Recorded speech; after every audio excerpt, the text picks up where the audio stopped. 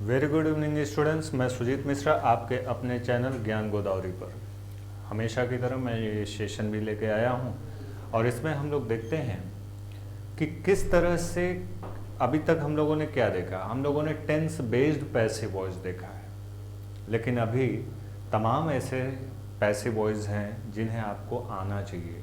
तमाम ऐसी चीज़ें हैं जिनका पैसिव वॉइस बनाना आपको आना चाहिए। तो कौन कौन से हैं ज़रा देखो। तो पहले हेडिंग हम लोग बनाएंगे passive voice of model auxiliary. Passive voice of model auxiliary, ठीक। ये देखो, तो पहले ये जाना जाए कि मॉडल ऑक्सिलरीज होती क्या है, ठीक है। तो मॉडल ऑक्सिलरी में कौन कौन आता है आपको याद दिला दूं। मॉडल ऑक्सिलरी में ये सारी चीज़ें आती हैं: can, could, may, would, might, will, should, must, shall,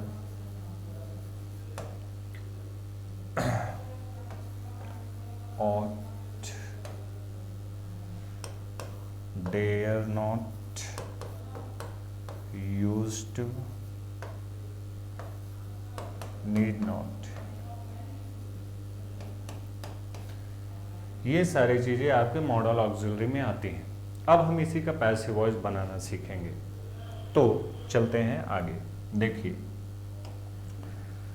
कभी भी जब आप पैसिव वॉइस बनाइए मॉडल ऑक्सिलरी का, तो इतना याद रखिए कि जो मॉडल ऑक्सिलरी आपको क्वेश्चन में दिया गया है, अब वो चाहे एक्टिव सेंटेंस हो चाहे वो पैसिव सेंटेंस हो, जो भी मॉडल ऑक्सिलरी आपको दिया गया है, जो भी मॉडल ऑक्सिलरी दिया है, वही मॉडल ऑक्सिलरी आप कहाँ ले लेंगे, आप अपने पैसिव में। पैसिव बनाना है तो पैसिव बनाइए, एक्टिव बनाना है तो एक्टिव बनाइए। यानी जो भी आपको सेंटेंस में दिया गया है वही सेम मॉडल ऑक्सिलरी लेना है। तो यहाँ पे मैंने लिख दिया मॉडल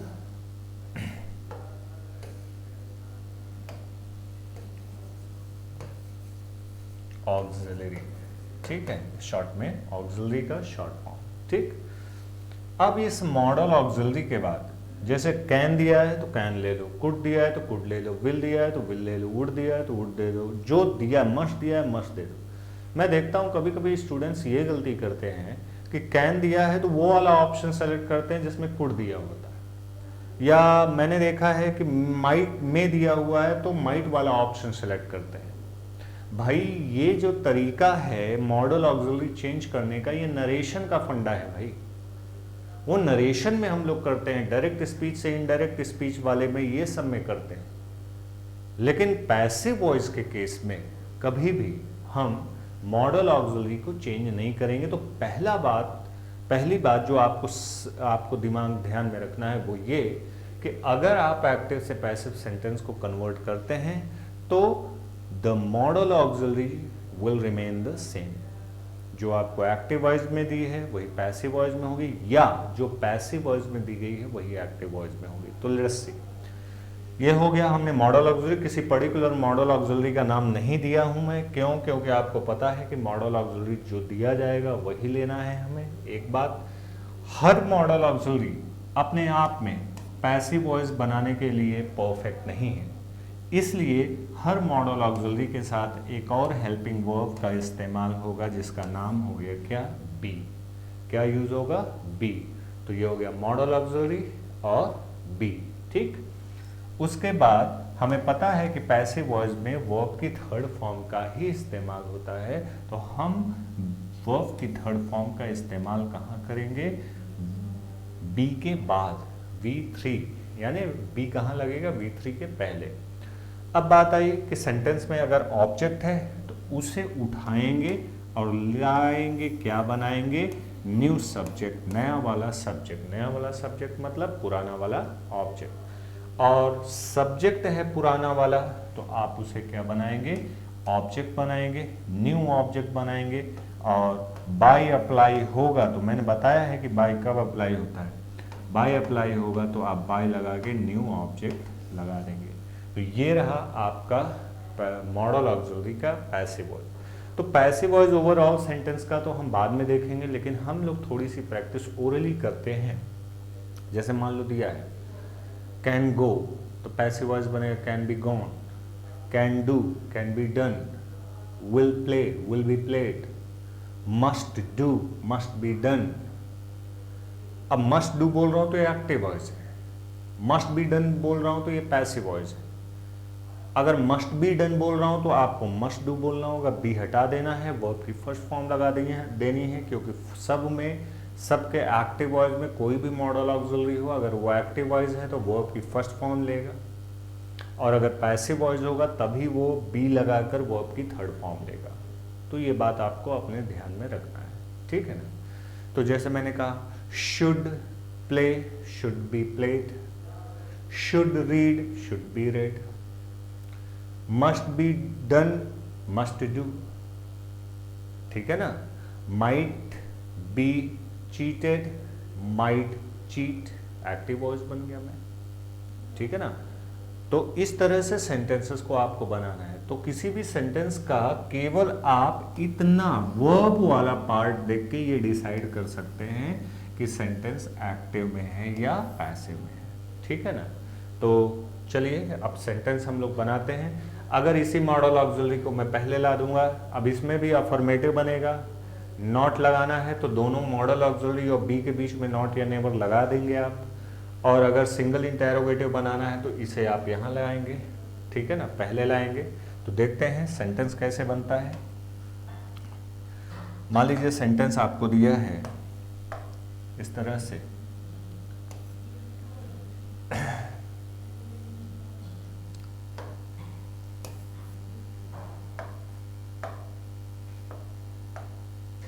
सेंटेंस दिया है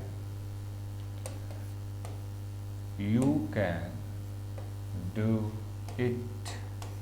हमने कहा भाई पैसिव वॉइस बना, तो अभी तो मैं बोल दिया पैसिव वॉइस बनाओ, फिर भी ये सेंटेंस आपके सामने कैन डू है, वर्ब की फर्स्ट फॉर्म है, बहुत सिंपल है। आप क्या लिखेंगे, कैन बी डन, क्या लिखेंगे, can be done.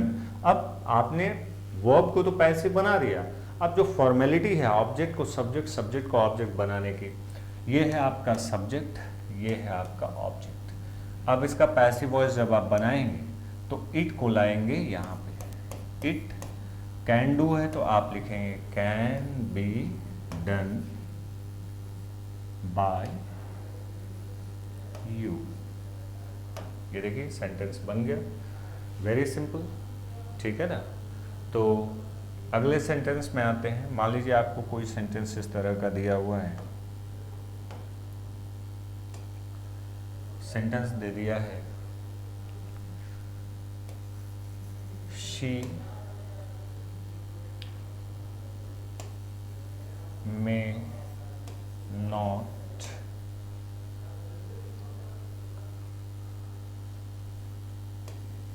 attend the seminar। अब देखिए मे अटेंड एक्टिव वॉइस है कि पैसिव वॉइस, सबसे पहले ये देखना है। तो जाहिर सी बात है मॉडल ऑक्सिलरी कौन है, मॉडल ऑक्सिलरी में दिया हुआ है, ठीक है। तो ये हुआ आपका मॉडल ऑक्सिलरी, ठीक। और यहाँ पे अटेंड है तो ये एक्टिव वॉइस हो गया। तो पैसिव वॉइस क्या होगा, मे बी अटेंडेड, तो मे बी अटेंडेड, बीच में नॉट बैठा है, तो निगेटिव वर्ड कहाँ लगता है, दोनों हेल्पिंग वर्ब्स के बीच में, यानी मॉडल ऑक्सिलरी और बी दोनों के बीच में। तो यहाँ पे सब्जेक्ट कौन है, यहाँ पे सब्जेक्ट कौन है, सब्जेक्ट है ये, और ऑब्जेक्ट कौन हुआ, ऑब्जेक्ट हो गया ये।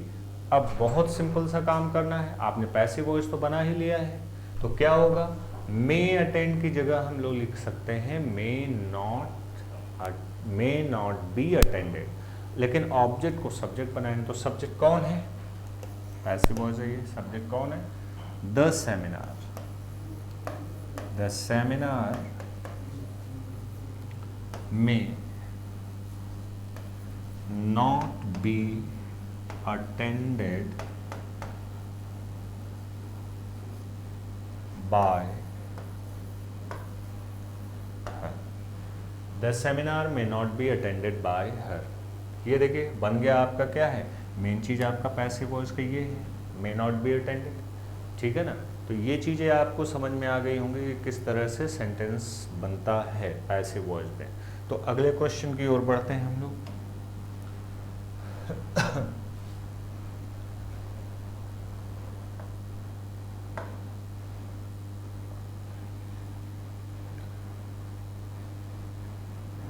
सेंटेंस है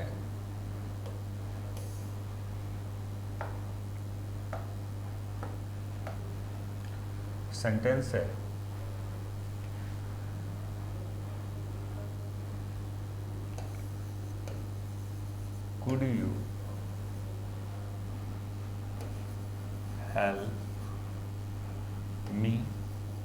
देखिए ये क्वेश्चन के फॉर्मेट में आया है, तो जब क्वेश्चन के फॉर्मेट में चीज़ें दी हुई हैं तो हम क्वेश्चन के फॉर्मेट में ही बनाएंगे, क्योंकि एक रूल मैंने शुरू में ही बताया था कि जब किसी भी सेंटेंस को एक्टिव से पैसिव या पैसिव से एक्टिव में कन्वर्ट करते हैं तो उस सेंटेंस का नेचर चेंज नहीं होता है। नेचर का मतलब अगर ये अफर्मेटिव दिया हुआ है तो सेंटेंस भी पैसिव वॉइस या एक्टिव वॉइस भी अफर्मेटिव बनेगा। अगर ये निगेटिव नॉट से बना है तो पैसिव वॉइस भी निगेटिव नॉट से ही बनेगा।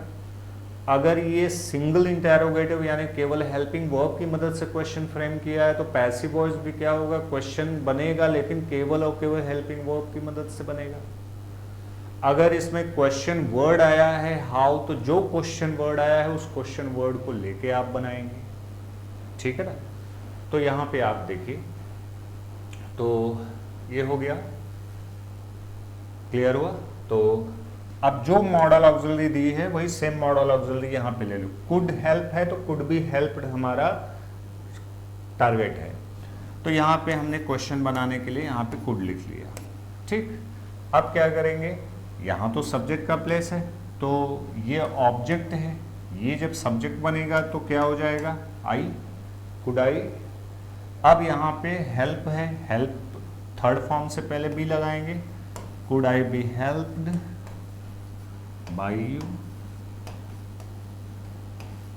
ठीक है ना। ये बन गया आपका क्या, क्वेश्चन वाले वाक्य का पैसिव वॉइस। वेरी सिंपल है, ठीक है ना। अगला सेंटेंस है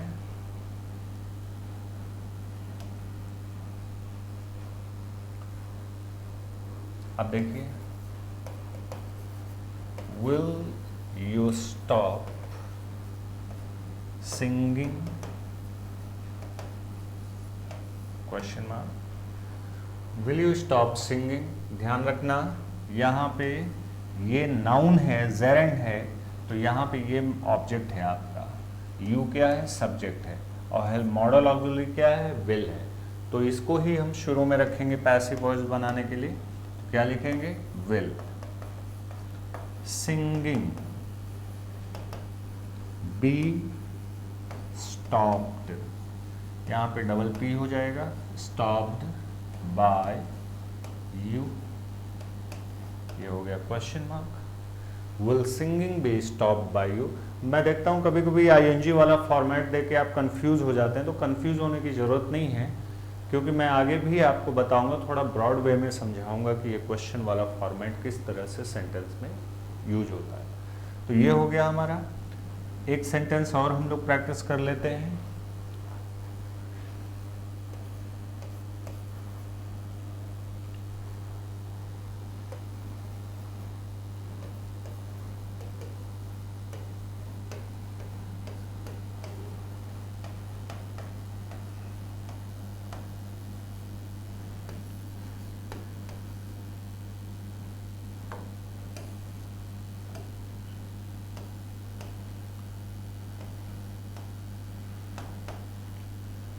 लिखा है the machine must be stopped at 5 PM। इसका पैसिव वॉइस बनाना हो तो आप कैसे बनाएंगे, आप इसको खुद ट्राई करिए, वीडियो पॉज कर लीजिए, इसको ट्राई कर लीजिए, और ट्राई करने के बाद मेरे आंसर से मैच कर लीजिए।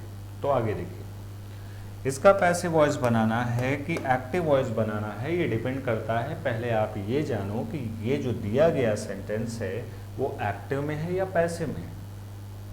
तो जाहिर सी बात है यहाँ पे मॉडल ऑक्सिलरी का इस्तेमाल हुआ है और यहाँ बी लगा है, वर्ब की थर्ड फॉर्म आई है, तो ये पैसिव स्ट्रक्चर बनाया है।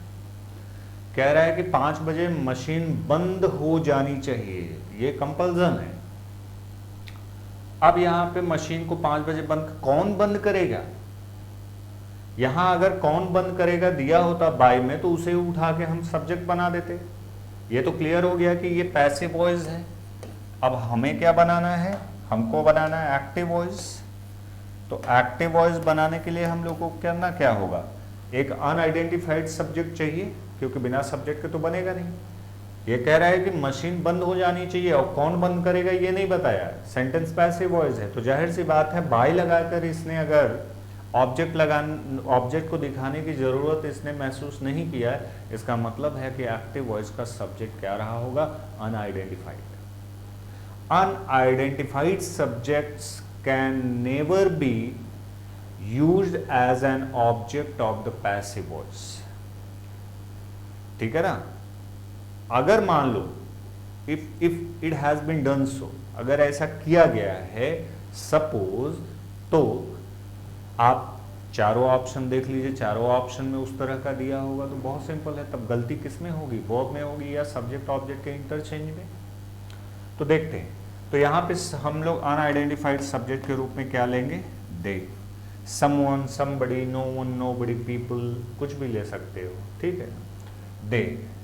अब यहाँ मस्ट बी स्टॉप्ड में मॉडल ऑक्सिलरी तो हम लोग सेम लेंगे, अब बी हटाएंगे और वर्ब को फर्स्ट फॉर्म में रखेंगे।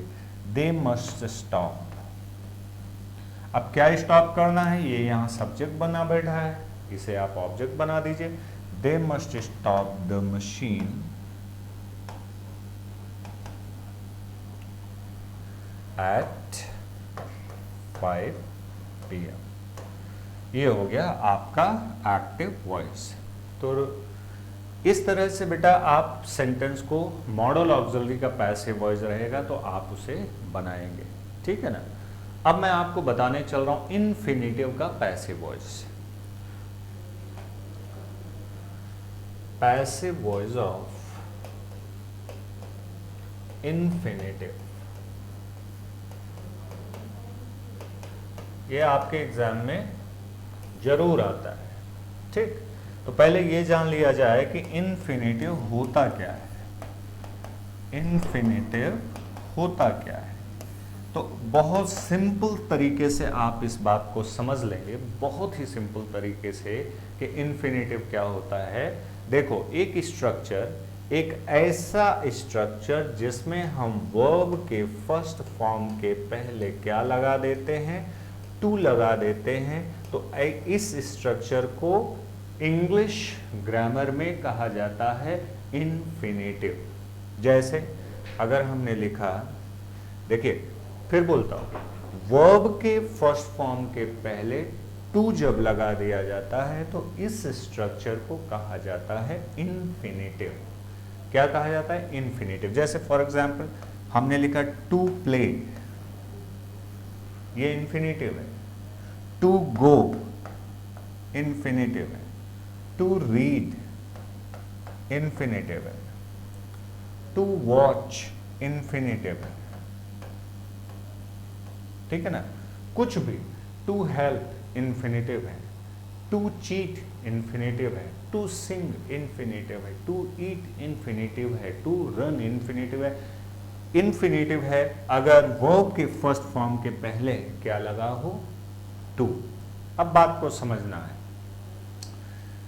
चूंकि एक्टिव वॉइस में 2 + V1 ही आएगा तो इसे हम लोग बोलते हैं एक्टिव इन्फिनिटिव भी बोल सकते हैं। एक्टिव वॉइस में 2 + V1 ही दिखेगा। और याद रहे कि इन्फिनिटिव के जस्ट बाद आने वाला नाउन या प्रोनाउन इन्फिनिटिव का ऑब्जेक्ट कहा जाता है। जैसे अगर लिख दिया है, सपोज इस तरह से आप समझेंगे बात को, लिख दिया है टू प्ले चेस। हाँ, तो ये टू प्ले तो इन्फिनिटिव है और चेस क्या है? नाउन है, इसका ऑब्जेक्ट है, इन्फिनिटिव का ऑब्जेक्ट है। टू रीड लिखा हुआ है और यहां पे लिख दिया है स्टोरी, तो टू रीड तो इन्फिनिटिव हुआ। और स्टोरी क्या हुआ, इन्फिनेटिव का ऑब्जेक्ट हुआ, ठीक है ना।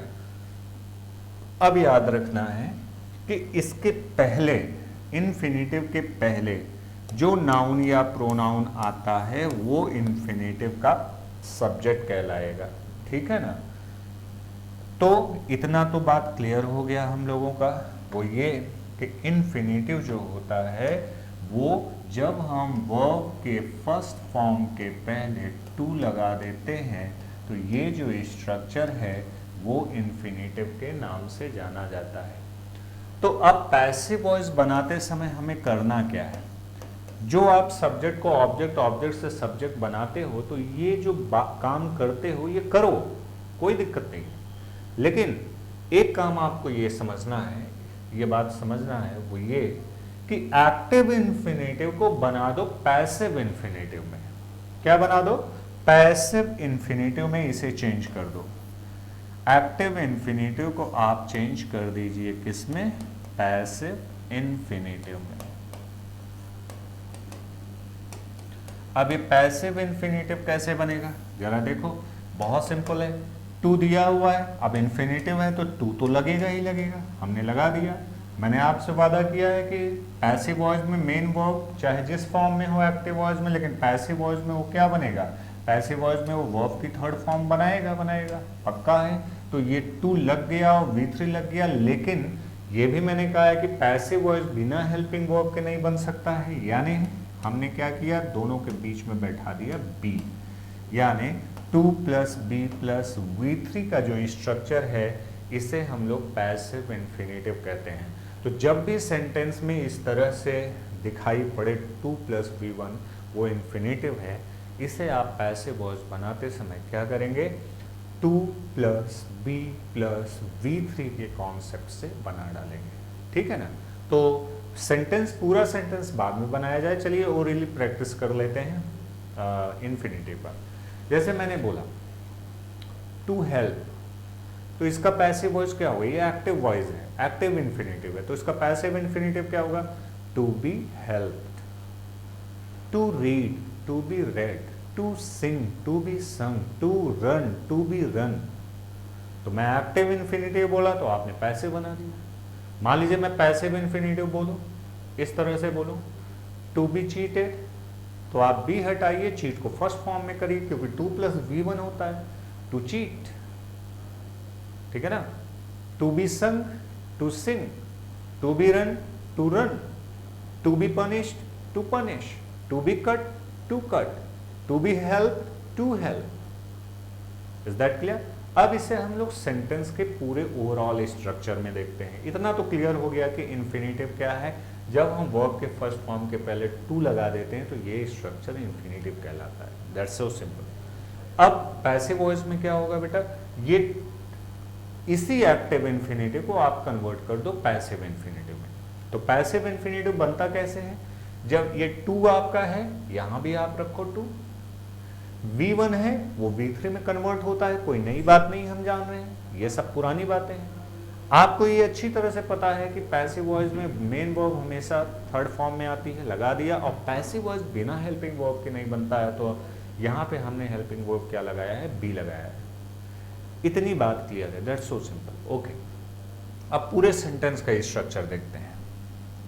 मान लीजिए कोई सेंटेंस आपको दिया और उस सेंटेंस में पूरा ऑब्जेक्ट भी दिया है, सब्जेक्ट भी दिया है, तो आप क्या करिए, ऑब्जेक्ट को उठाइए और ये सब्जेक्ट बना दीजिए, new subject, N for new, S for subject. उसके बाद आपको क्या लगाना है, हेल्पिंग वर्ब। देखिए मैंने कोई हेल्पिंग वर्ब का नाम नहीं लिया, क्यों नहीं लिया, जो सेंटेंस में, इन्फिनेटिव के केस में जो सेंटेंस में हेल्पिंग वर्ब दी गई है वही हेल्पिंग वर्ब आप लेंगे। वही हेल्पिंग वर्ब का मतलब ये है कि जैसे हैज दिया है तो हैज या हैव में से ले सकते हैं। अगर मान लीजिए यहाँ सिंगुलर सब्जेक्ट है तो हैज, और फिर नया सब्जेक्ट प्लूरल आ गया तो हैव। अब ऐसा थोड़ी है, जो लेंगे पैरेलल लेंगे, या तो इज एम आर लेंगे या तो हैज हैव लेंगे, उस कैटेगरी की हेल्पिंग वर्ब लेंगे। ऐसा नहीं कि यहाँ पे हैज लगा हुआ है और ये प्लूरल हुआ तो आपने आर लगा दिया या वर लगा दिया, ऐसा नहीं करना है। तो जो हेल्पिंग वर्ब आएगी उसी की कैटेगरी की हेल्पिंग वर्ब यहाँ पे लेना है। उसके बाद क्या करना है, जब आपको एक्टिव इन्फिनेटिव दिखाई दे, तो एक्टिव इन्फिनेटिव को तुरंत बना दो पैसिव इन्फिनेटिव। पैसिव इन्फिनेटिव बनता कैसे है भाई, ये देखो टू, अब कैपिटल लेटर में मैं केवल आपको समझाने के लिए लिख रहा हूं, थोड़ा सा हाईलाइट रहेगा। 2 प्लस बी प्लस V3, ये आपका पैसिव इन्फिनेटिव का पूरा स्ट्रक्चर यहां पे आपने रख दिया। ठीक, उसके बाद आपने क्या लगा दिया, बाय, और उसके बाद है नया वाला ऑब्जेक्ट। नया वाला ऑब्जेक्ट का मतलब है पुराना वाला सब्जेक्ट। तो ये स्ट्रक्चर आपको ध्यान में आ गया, दिमाग में रख लीजिए, स्क्रीनशॉट ले लीजिए या फिर इसको लिख लीजिए। आगे बढ़ते हैं, अब सेंटेंस पे आते हैं। मान लीजिए आपको सेंटेंस दिया, सेंटेंस ये है, she is to finish, she is to finish this task alone। कह रहा है कि उससे इस काम को अकेले खत्म करना होगा। ठीक है ना, इस टू ये फ्यूचर का स्ट्रक्चर बनाता है भाई, ठीक है ना, उसे ये काम अकेले खत्म करना होगा। अब आप जल्दी से ये देखिए कि इसमें हमारा इन्फिनेटिव दिया कहाँ है। तो इसमें हमारा जो इन्फिनेटिव दिया हुआ है वो इन्फिनेटिव है, ये देखिए टू फिनिश, ये हमारा इन्फिनेटिव है। अब हमें इसी को क्या करना है, टू बी फिनिश्ड करना है। लेकिन आप ये देखिए क्या फिनिश करना है, क्वेश्चन पूछो, ये काम, ये ऑब्जेक्ट है, और कौन फिनिश कर रहा है, शी, ये शी सब्जेक्ट है। अब हम बनाने चलेंगे पैसिव वॉइस। तो पैसिव वॉइस जब बनाने चलेंगे तो हम यहाँ ये देखेंगे कि ऑब्जेक्ट को सब्जेक्ट बनाते हैं।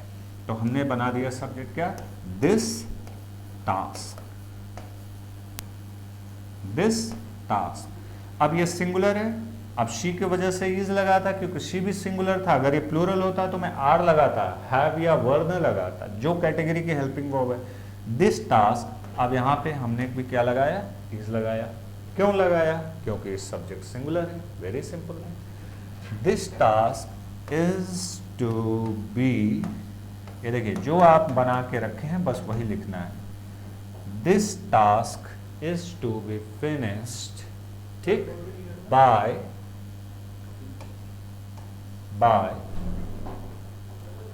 हर।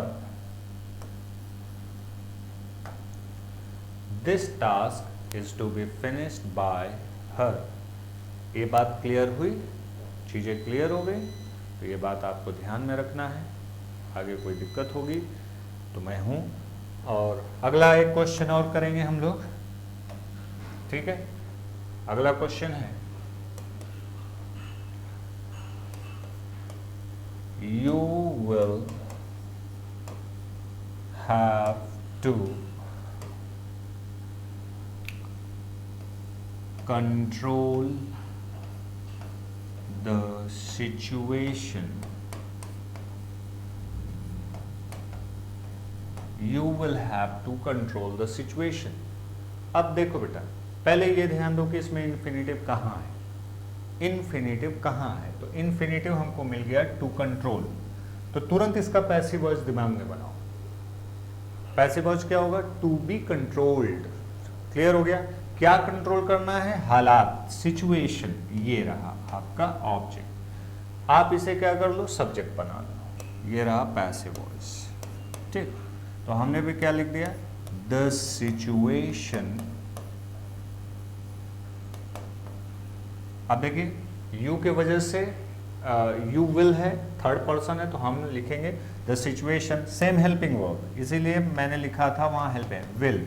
और कोई भी मॉडल वर्ब हो उसके साथ हैव ही आता है, हैज तो लगेगा नहीं, हैव टू बी। ये देखिए कंट्रोल के स्पेलिंग में थोड़ा सा चेंजेस आएगा, वो ये कि यहाँ पे डबल एल हो जाएगा, controlled by you.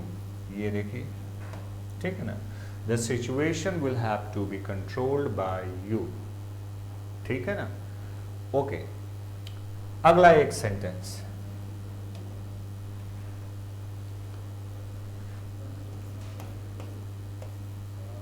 I want you to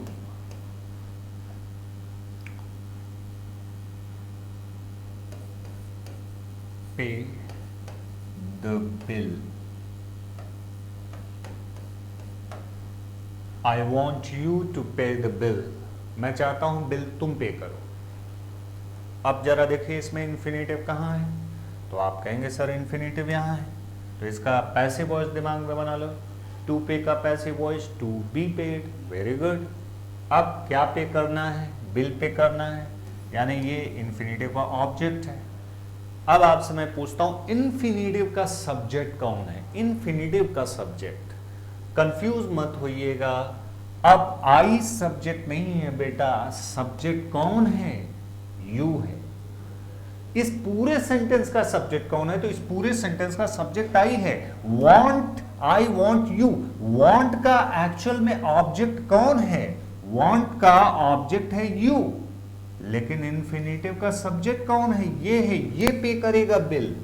confuse नहीं होना है। फिर से बोलता हूं, आपसे बोल रहा हूं कि इन्फिनेटिव का सब्जेक्ट कौन है, तो इन्फिनेटिव का सब्जेक्ट है यू। अब बोला जाए कि ओवरऑल सेंटेंस का सब्जेक्ट कौन है, तो सेंटेंस का सब्जेक्ट तो आई है, और यू क्या है? वांट का ऑब्जेक्टिव केस है।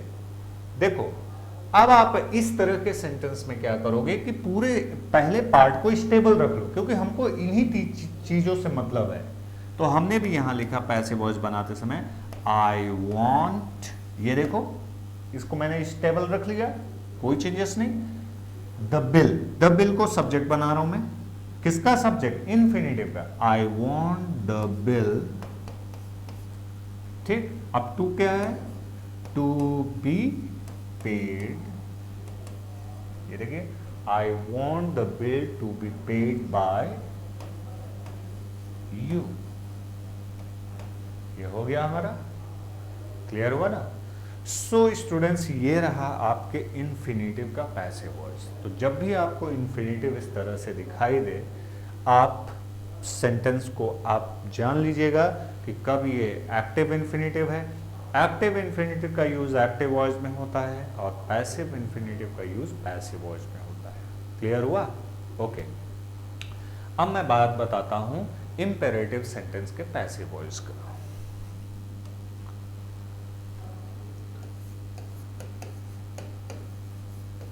Passive voice of imperative sentence. देखो इंपेरेटिव सेंटेंस क्या होता है, पहले आप इस बात को समझ लें।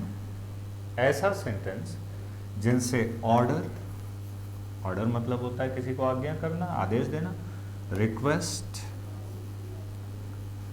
या एडवाइज, एडवाइज मतलब होता है सलाह। ये इसकी एडवाइस के स्पेलिंग से कंफ्यूज मत होना, ये सीई है, ये नाउन फॉर्म है, इसका मतलब है सलाह। एक होता है ADVISC, ये वर्ब फॉर्म है, इसका मतलब होता है सलाह देना, क्योंकि क्रिया है तो एक्शन मोड में रहेगी ना। तो ऐसा वाक्य जिससे हम किसी को ऑर्डर देते हैं, रिक्वेस्ट करते हैं या एडवाइस करते हैं, ऐसे सेंटेंसेस को हम बोलते हैं इंपेरेटिव सेंटेंस। इंपेरेटिव सेंटेंस की खास बात यह होती है कि इसकी शुरुआत सीधे होती है मेन वर्ब से। किससे होती है? मेन वर्ब से, सब्जेक्ट से नहीं। इसमें सब्जेक्ट छिपा रहता है किस रूप में? यू के रूप में। किस रूप में? यू के रूप में। अरे भाई मेन वर्ब, जैसे आपने किसी को कहा यहां आओ, इंग्लिश में बोलोगे तो मेन वर्ब से कम हियर। तो जब आप कम हियर बोलते हो तो आपके सामने खड़ा हुआ बंदा अपने आप समझ लेता है कि मेरी बात हो रही है। आप किसी का नाम नहीं लेते, यू कम हियर। अगर यू कम हियर बोलोगे तो इंपेरेटिव सेंटेंस का स्टाइल बदल जाएगा, वो असर्टिव सेंटेंस का फॉर्मेट बना लेगा। ठीक, तो इंपेरेटिव सेंटेंस की सबसे खास बात ये होती है कि इसकी शुरुआत होती है किससे? मेन वर्ब से। हाँ, इसमें आगे ऑब्जेक्ट भी आ सकता है, आप लगाओगे तो आएगा। जैसे मैं कहूं रीड दिस बुक, तो रीड मेन वर्ब है, ऑब्जेक्ट, ठीक है ना। तो यहां पे इंपेरेटिव सेंटेंस क्या होता है? तो ऑर्डर, रिक्वेस्ट और एडवाइस, सलाह, आदेश, प्रार्थना, इन सब बातों को बताने वाला जो सेंटेंस होता है वो क्या होता है? इंपेरेटिव सेंटेंस कहलाता है। और हाँ, इम्पेरेटिव सेंटेंस की सबसे खास बात ये होती है कि इसकी शुरुआत जो होती है वो हमेशा मेन वर्ब से होती है। सब्जेक्ट इसमें छिपा रहता है किस फॉर्म में, यू के रूप में, ठीक। लेकिन अगर इम्पेरेटिव सेंटेंस नेगेटिव हो तो इस केस में वाक्य की शुरुआत किससे होने लगती है, डू नॉट से। यानी आपका ये मेन वर्ब प्लस ऑब्जेक्ट तो रहेगा ही रहेगा, बस इसी के पहले आप क्या लगाओगे, डू नॉट, और शॉर्ट में ये होता है डोंट। जैसे गो देयर का negative don't go there, do it का don't do it, sit down don't sit down, tell me don't tell me, ठीक है ना, don't disturb don't disturb, etcetera. अब बात आती है कि पैसिव वॉइस बनाने चलते हैं। तो पैसिव वॉइस जो बनेगा वो ऑर्डर के सेंटेंस का अलग बनेगा, रिक्वेस्ट के सेंटेंस का अलग बनेगा और एडवाइस के सेंटेंस का अलग बनेगा। तो ऑर्डर के वाक्य का अगर हम पैसिव वॉइस बनाएंगे, ठीक है ना, तो ऑर्डर के वाक्य का पैसिव वॉइस बनाएंगे तो यहाँ पे हम लोग क्या करेंगे, सबसे पहले किसके बनाएंगे, with the help of let, यानी लेट की मदद से, ठीक, किसकी मदद से, लेट की मदद से। और लेट से उन्हीं सेंटेंसेस का पैसिव वॉइस बन सकता है, ध्यान दीजिएगा, लेट से उन्हीं सेंटेंसेस का पैसिव वॉइस बन सकता है जिसमें ऑब्जेक्ट प्रेजेंट हो। अगर ऑब्जेक्ट नहीं प्रेजेंट रहेगा तो लेट उस सेंटेंस का पैसिव वॉइस नहीं बना पाएगा। अब लेट का एक स्ट्रक्चर आप लोग जान लीजिए कि जब भी आपको मान लीजिए कोई सेंटेंस दे दिया है और वो ऑर्डर वाला है तभी लेट से बनेगा। तो सबसे पहले आपको क्या करना है, लेट का इस्तेमाल करना है, उसके बाद नया वाला सब्जेक्ट लगा देना है, यानी जो ऑब्जेक्ट दिया है। उसके बाद पैसिव वॉइस में बी लगाना नहीं हेल्पिंग वर्ब लगाना नहीं भूलना है। तो लेट के वाक्य में हेल्पिंग वर्ब कौन बनेगा, बी आएगा, और यहाँ पे वर्ब की थर्ड फॉर्म, ठीक, ये हो गया आपका लेट। मान लीजिए सेंटेंस नेगेटिव है तो जाहिर सी बात है डू नॉट आएगा शुरू में।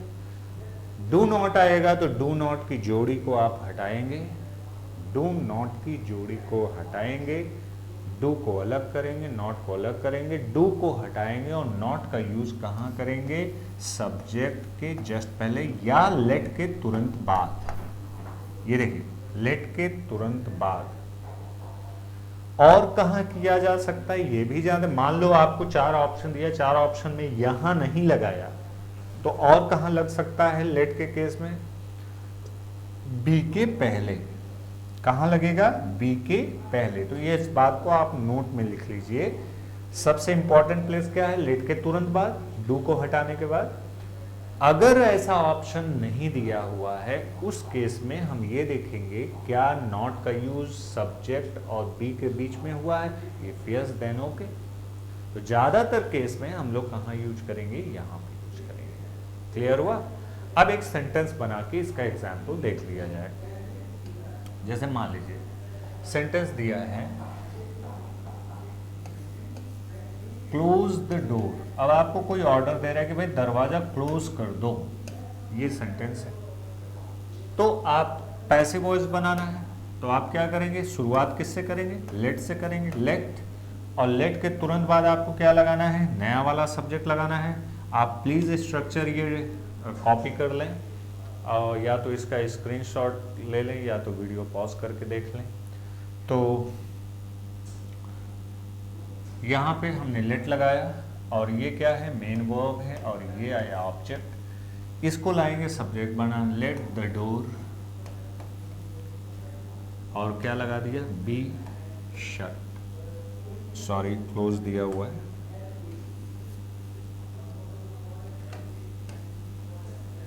ये बन गया लेट डोर बी क्लोज्ड। अब इसकी हिंदी ऐसे होती है, यहाँ लिखा है दरवाजा बंद कर दो, यहाँ लिखा है दरवाजा बंद कर दिया जाए, ठीक है ना। तो ये लेट से है। मान लीजिए कोई सेंटेंस ऐसा दे दे जो नेगेटिव रहे, जैसे हमने लिखा डोंट डू इट, ऑर्डर है डोंट डू इट, ठीक। अब यहाँ पे आपको क्या करना है, तुरंत आपको क्या करना है, लेट लगाना है। लेट बिना लगाए काम चलेगा नहीं। डू नॉट की जोड़ी में से डू को हटाना है, नॉट का यूज लेट के तुरंत बात करो, लेट नॉट। इट यहाँ पे ऑब्जेक्ट है तो इट को क्या बना दो, सब्जेक्ट बना दो, let not it be done. ठीक है ना। एक तरीका और क्या हो सकता है, ये देखिए, let it not be done. ये भी जानते रहिए, दोनों तरीके जानते रहिए, जो आपके लिए फिट हो वो अडॉप्ट कर दीजिए। ठीक है ना।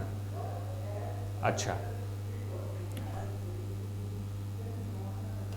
मान लीजिए सेंटेंस ऑर्डर वाला था, तब तो आपने ऐसे कर दिया। अगर रिक्वेस्ट वाला सेंटेंस रहेगा जिसमें रिक्वेस्ट की जाएगी, तो रिक्वेस्ट वाले सेंटेंस का जो पैसिव वॉइस बनेगा वो, उसमें आपको पता चल ही जाएगा कि भाई ये क्या दिया हुआ है, रिक्वेस्ट। कैसे पता होगा, उसमें रिक्वेस्ट वाले वर्ड्स आएंगे, जैसे प्लीज आ जाएगा या काइंडली आ जाएगा।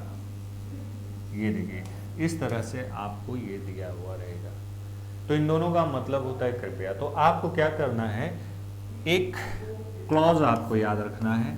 अगर रिक्वेस्ट के वाक्य का पैसिव वॉइस है तो वो क्लॉज का नाम है यू आर रिक्वेस्टेड। ठीक है। आप ऑर्डर वाले वाक्य में भी इस तरह से बना सकते हैं, यू आर रिक्वेस्टेड की जगह आप डाल दीजिए यू आर ऑर्डर्ड। ठीक। इस पूरे क्लॉज के बाद आपको लगाना है टू। क्या लगाना है, टू। टू लगाने के बाद एक्टिव वॉइस का पूरा सेंटेंस बिना किसी फेर बदल के, ये देखिए मैं लिख भी दे रहा हूं सीधे एक्टिव वॉइस, ताकि आपको कंफ्यूजन ना हो। ये देखिए एक्टिव वॉइस। लेकिन हाँ, अगर प्लीज या काइंडली जैसा शब्द दिया हुआ है तो आप क्या करेंगे, उन शब्दों को पैसिव वॉइस बनाते समय हटा देंगे, उनका यूज नहीं करेंगे। और सेंटेंस में अगर नॉट आया है तो आप डू या नॉट, डू नॉट की जोड़ी को अलग करेंगे, डू को हटाएंगे और नॉट का यूज आपको कहाँ करना है, ये जो टू देख रहे हैं इसी टू के जस्ट पहले, इसी टू के जस्ट पहले आपको क्या लगा देना है, नॉट का यूज कर देना है। ठीक है ना। तो ये बात क्लियर हो गई, चीज़ें समझ में आ गई। तो एक सेंटेंस का सॉल्व करते हैं। जैसे हमने कहा,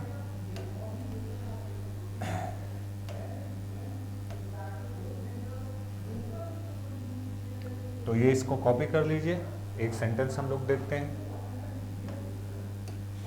मान लीजिए सेंटेंस दिया है, इस तरह का है,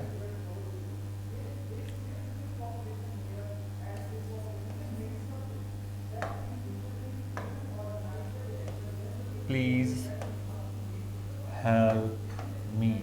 अब ये रिक्वेस्ट है। अब देखिए हम क्या करेंगे, एक क्लॉज लिखेंगे, क्या, यू आर रिक्वेस्टेड। इस तरह के रिक्वेस्ट वाले वाक्य को कभी भी भूल के लेट से नहीं बनाइएगा, उससे ऑर्डर की फीलिंग आती है। You are requested to help me. देखिए मैंने क्या किया, प्लीज को हटा दिया। ठीक है ना। जैसे एक सेंटेंस और है, काइंडली कीप क्वाइट, कृपया शांत रहें। अब ये देखिए, ये पूरा क्लॉज याद रखो, यू आर रिक्वेस्टेड। अब काइंडली हटाएंगे, एक ऑप्शन रहेगा जिसमें काइंडली भी लिखा रहेगा, you are requested to keep quiet. ये रहा आपका। तो ये रहा रिक्वेस्ट वाले वाक्य का। अब आते हैं एडवाइस वाले सेंटेंस पे। एडवाइस वाला जो सेंटेंस होगा, सलाह वाला, ठीक, ये वर्ब फॉर्म है, ध्यान रखना। एडवाइस वाला जो सेंटेंस होगा उसमें आपको कुछ करने के लिए एडवाइस दिया जाएगा। तो एडवाइस वाले सेंटेंस का पैसिव वॉइस बनाना है तो उसमें आपको क्या इस्तेमाल करना होगा, शुड। क्योंकि शुड एक ऐसा मॉडल ऑक्सिलरी है जो एडवाइस के लिए हम बहुत यूज करते हैं। शुड के साथ हमने लगाया क्या, बी, और इसके साथ लगा दिया वर्ब की थर्ड फॉर्म। अरे भाई मॉडल ऑक्सिलरी का पैसिव वॉइस सिखाए थे ना, बस वही तो काम कर रहे, ठीक है ना। ऑब्जेक्ट दिया है तो आप क्या करो, उसे उठा के न्यू सब्जेक्ट बना दो, ठीक। ये रहा, अगर पैसिव वॉइस में डू नॉट है तो डू नॉट को आप क्या करो, डू को हटा दो, नॉट का यूज दोनों हेल्पिंग वर्ब्स के बीच में लगा दो। नॉट दिया है तो नॉट, नेवर दिया है तो नेवर, ठीक है ना। तो अब आप ये स्ट्रक्चर अगर कॉपी कर लेंगे तो अगला एग्जाम्पल मैं आपको बताता हूँ। जैसे मान लीजिए सेंटेंस दिया हुआ है, हमने कहा, जैसे मैंने कहा टेक मेडिसिन ऑन टाइम। अब ये सलाह है, ऑर्डर नहीं है। ऑर्डर और सलाह में अंतर होता है कि जब हम किसी को ऑर्डर देते हैं तो अगले का हित उसमें नहीं रहता है, लेकिन सलाह अगर रहेगी तो उसमें अगले व्यक्ति का, जिसको हम सलाह दे रहे हैं, उसका हित रहेगा। जैसे दवाई समय पे खाओ, तो ये क्या है, ये आपके हित की बात है। लेकिन मैं कहूँ दरवाज़ा बंद कर दो या दरवाज़ा खोल दो, इसे मत छुए, इसमें आपका हित नहीं है, कहीं ना कहीं मेरा इंटेंशन छुपा हुआ है। तो यहाँ पे ऑब्जेक्ट कौन है, ये है। तो हमने लिख दिया मेडिसिन, और क्या लगाया, शुड लगाया, और बी लगाया। टेक का थर्ड फॉर्म क्या हो गया, टेकन, ऑन टाइम। ये देखो, बाय यू लगाने की कोई जरूरत नहीं है, आप उस तरीके से भी कर सकते हो। यू आर एडवाइज्ड क्लॉज की मदद से। देखिए क्लॉज ऑर्डर वाले में यू आर ऑर्डर्ड हो जाता है, रिक्वेस्ट वाले में यू आर रिक्वेस्टेड हो जाता है, एडवाइज वाले में यू आर एडवाइज्ड हो जाता है। ये स्पेलिंग आएगी, ADVISED, यू आर एडवाइज्ड, ठीक है ना। तो एक सेंटेंस और सॉल्व करते हैं हम लोग।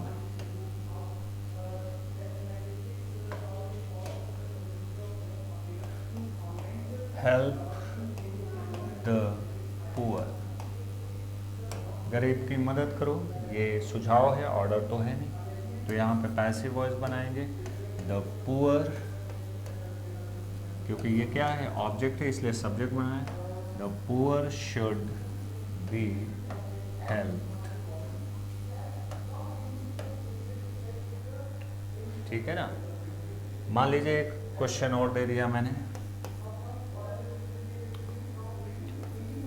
बिहेव पोलाइटली, ठीक है ना। तो अब ये तो मेन वर्ब हो गया, लेकिन ये तो ऑब्जेक्ट नहीं है। ऑब्जेक्ट कोई नाउन या प्रोनाउन नहीं हो सकता है, यानी ये क्या है, ये एडवर्ब है। कैसे बिहेव करना है, बड़ी विनम्रता से बिहेव करना है। तो ये वाला शुड से नहीं बन पाएगा। शुड से उन्हीं वाक्यों का, ध्यान से सुनिएगा, शुड से उन्हीं वाक्यों का पैसिव वॉइस बनेगा जिसमें ऑब्जेक्ट होंगे, और जिनमें ऑब्जेक्ट नहीं होंगे उनमें क्लॉज विधि अपनाइए, क्लॉज मेथड अपनाइए। तो अगर ऑर्डर वाला है तो यू आर ऑर्डर, रिक्वेस्ट वाला है तो यू आर रिक्वेस्टेड। अब ये एडवाइस वाला है तो शुड से तो बनेगा नहीं, तो हम क्या करेंगे, अब यहां तरीका अपनाएंगे, क्या, ये वाला क्लॉज वाला, यू आर एडवाइज्ड, स्पेलिंग देखिए SED, you are advised to behave properly. ये देखिए बन गया ना। So student, this is very important for your examination point of view. Just keep in mind and practice all these structures so that you can easily have command over it. So this is enough in this video. See you on next video. Stay healthy, stay fit. If you have any query, please send it to my email or comment below. So thank you so much. See you again.